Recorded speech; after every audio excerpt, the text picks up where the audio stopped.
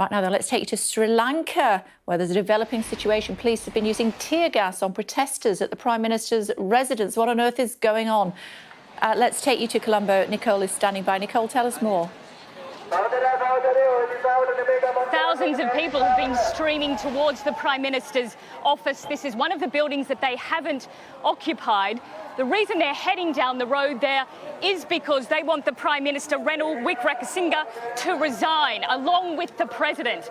Now, the President, Gotabaya Rajapaksa, is set to resign.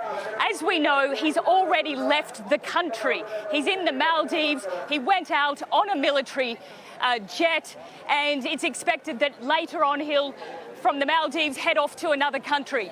So it's a real D-Day here in Sri Lanka. Essentially, it feels like this is the end of the Rajapaksas. This is what these people have been demanding for months. They've been on the streets. They've been enduring hardship. The country's economy has collapsed. They're fed up with it. But clearly, the potential or today's resignation that we're expecting of the President isn't enough for them. They want him and all of his cronies out of the country. So that Prime Minister's office is a bit further down there. They've told us that they're not going to storm it. But tear gas was fired earlier today as they got closer to it. Whatever happens, though, Sri Lanka is still in a dire economic situation.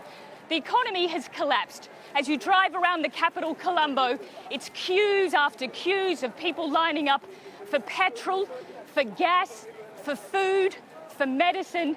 And that's because people say the Rajapaksa family has wasted the country's money, that they've overspent, that they have also made terrible economic decisions, and they really want to see them out. People are having a hard time even surviving on a day-to-day basis. 1 in 5 people are hungry here right now. And today we're going to wait and see whether people end up celebrating the end of the Rajapaksas, whether they eventually decide to move out of the buildings that they have occupied in Colombo, or whether they continue their protests on the streets.